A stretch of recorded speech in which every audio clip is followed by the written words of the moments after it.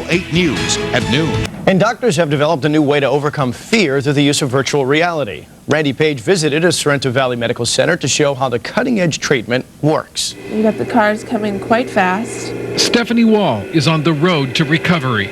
I still get upset, but I'm able to control it a lot better than I was able to before.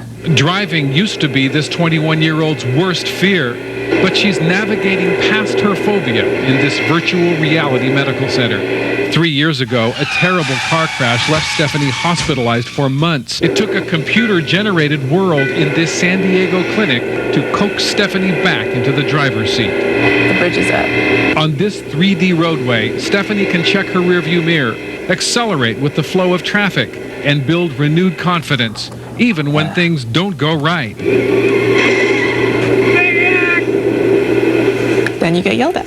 Dr. Brenda Wiederhold runs the Virtual Reality Medical Center. In the virtual reality, it starts to work on the subconscious some so that they no longer have that learned response. And then on the conscious level, they learn to recognize when they're getting a little bit anxious. And so they can start doing their coping skills. Patients come to Dr. Wiederhold's clinic to get help for many phobias, including fear of heights, social interaction, small spaces, wide spaces, spiders, public speaking, even fear of flying. I started getting prescription drugs, Valium, whatever, to knock myself out on the plane.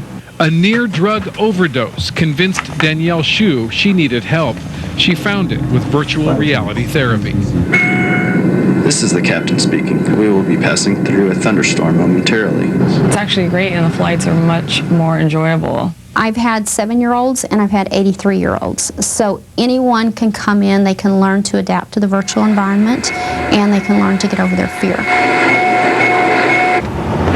It feels great. You have your freedom. Freedom in the real world after conquering their darkest fears in the virtual world.